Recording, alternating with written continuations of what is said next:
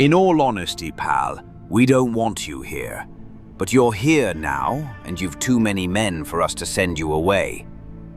The crew want to know more about what comes in the night, and how you've been feeding yourselves all this time. Aye, you may want to, but we shan't be speaking of it. You remember our rule, follow it and you'll never have to know. Pass me that mackerel. The rot's got it. Can barely call it a mackerel anymore, Fingwine. No lights after nightfall. We know the rule, but we want to understand it so we can hold it in our hearts and truly respect it. Send your wife down the causeway and watch from the tree line, then you'll feel it in your heart, boy. Be gone, the lot of you. Get out of our home. So we're back on the island of Saltmere, and we got a ton of building to do today. I started off by putting in a bunch of lights. However, these have daylight sensors on top, so they won't be on after nightfall. And as you can see, the natural terrain and the village that spawned have left quite a mess on the landscape, and so I'm going to be cleaning that up. I started off by building a small farm here with a couple water sources, and then I went ahead and planted some wheat. I wonder if it will grow. Then, with the farm put down and the wheat planted, I went ahead and added a few more details to the farm. I added a couple lights outside of the front and some fences all the way around. And then went ahead and defined the town centre with a little bit of cobblestone. You can see me putting that in there, and that just sort of smooths out the terrain a bit, separating it neatly into levels.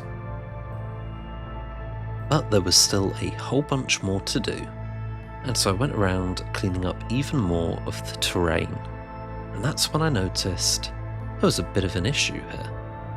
There was no way to cross between these two sections of the village, and so I got to work on a bridge. It's a very simple cobblestone bridge, and I built that up slowly and then built a pathway down the middle and added some stairs at either end. This makes it a little bit easier to get over to this last house on the edge, and it also makes it easier to get across to the causeway, which is the only way off the island. I neatened up the stairs down to this pig farm and also found some flowers, so I got rid of them. Then I came back to the bridge to make it a little bit more impressive. Added some stairs on the edges just to round it out a bit, and then I added some pillars and some railings with some lights. With the lighting put in place, the bridge was looking a whole bunch better. And of course, they've got the daylight sensors on top, so they go off after nightfall. I then got to work on this sort of survival camp area. It's got a campfire in the middle, on this left-hand side of the pathway. And then on the right-hand side, I got to work on a watchtower. The crew aren't sure what's out there, but at least this way they have a better chance of seeing it, whatever it is. So with the right hand section built, I got to work on this watchtower. I built up 4 supports using some logs, and then a raised platform on top.